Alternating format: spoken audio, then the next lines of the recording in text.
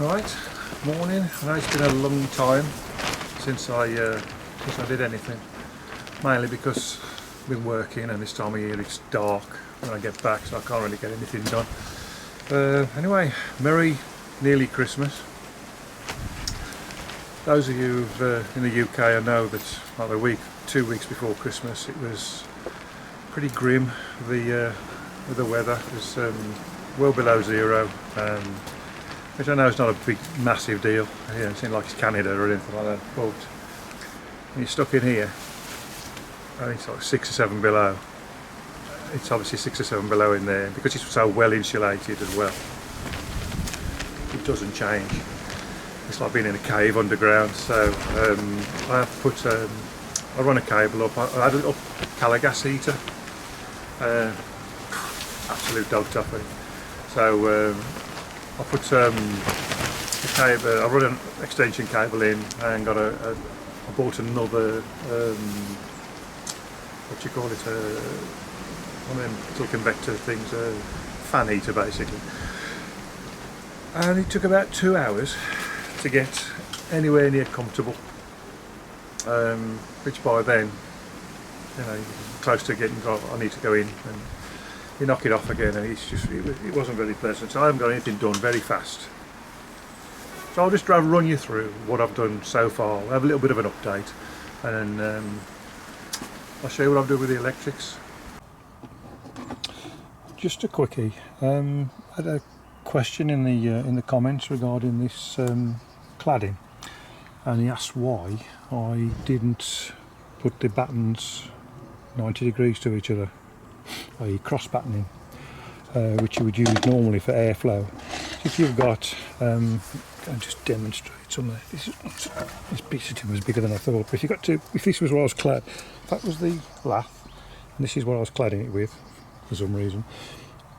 That, obviously being flat at the back, there's no room for any airflow. But with this stuff, as you can see, it's quite textured. So with that being against the lath, we've got a considerable gap for air all the way down. So it's adequate airflow to go behind it. So bit of a ramble on, but that's pretty much why I didn't do it, in case anybody else is wondering. Well, first of all, as you can see, I've kind of finished the window frames and the door frames. It's looking quite nice now with the corners on. It's all looking quite blocky. It's all nice. Pardon the wind. You never get it quite right with the weather in this country. So a little look inside. So because it's so well insulated, it's warmed up a bit outside now. Let's put the light on. It's warmed up a bit outside. However, in here, like I say, because it's quite well insulated. There's the fire. Absolute inadequacy. There's the original purchase. Absolute dog shit. Anyway, there you go. Yeah, what I've done is what I said I was going to do. I've left plastering for now. Well, to be fair, this weather, it's just going to crystallise and it ain't going to work. So I need to get some kind of heat, at least get some ambient temperature up here. So what I've done is everything's wired in. Nearly everything's wired in. I'm going to get my buddy to come over. I know it's just dangling, but that will go up somewhere like that. Doesn't need any more than that really. Little LED strip lamp. We've got a plug there for the aircon, which is going there eventually when I put a frame and a hole through there, so we can have a duct through to the outside.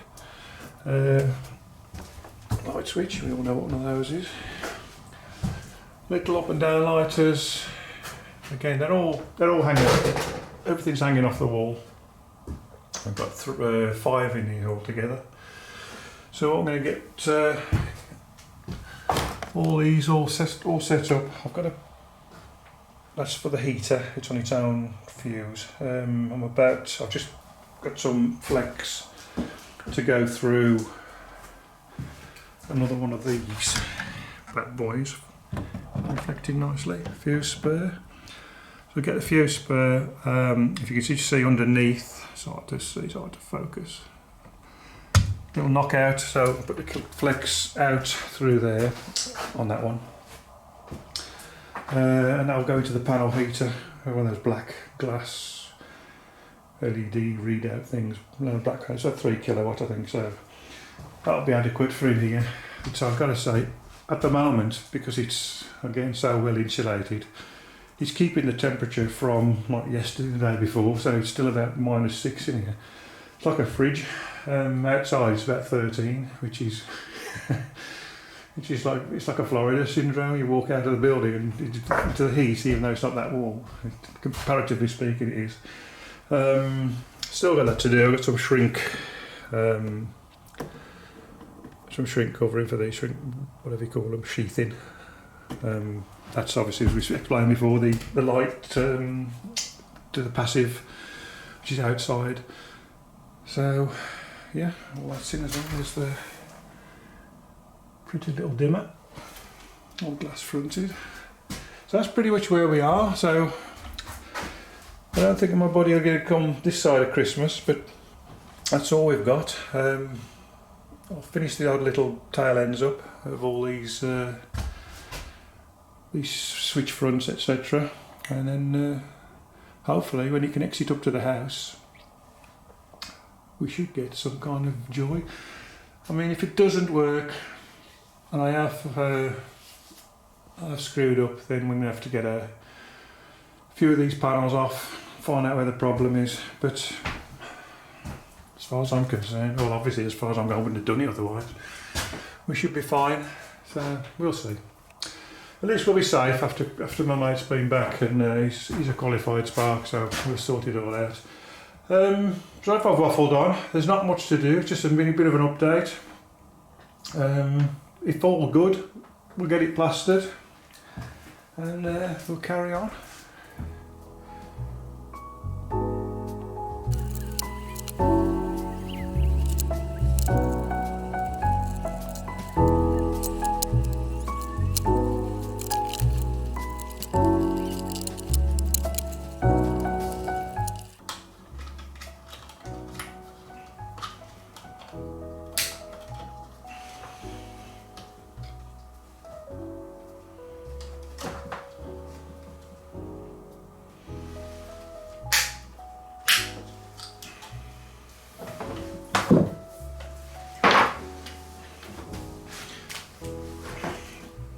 That's ready for the panel heater now.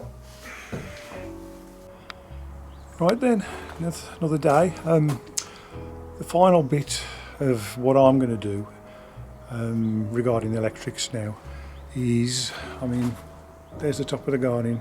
We've bought the Armoured cable all the way down here. If you can just see, if I put the light on, perhaps. You see coming from underneath that planter box. I've buried it under there, brought it up underneath that bit of corbelling, and what I'm going to do is then I've left it. Can you see where that, there's terraline's discoloured. It's fairly obvious that used to be a door. That's the cupboard now. The other side of there is where the consumer unit is. So what I'm going to do, I was going to cleat it off myself, but no, I'll wait for the spark to come. And whisper box it there, cleat it off, 10mm twin and earth through the wall and straight up, probably into a rotary isolator, so I can turn the shed off, turn the bar off completely at the flick of a switch, as it were. So that's where we are at the moment. So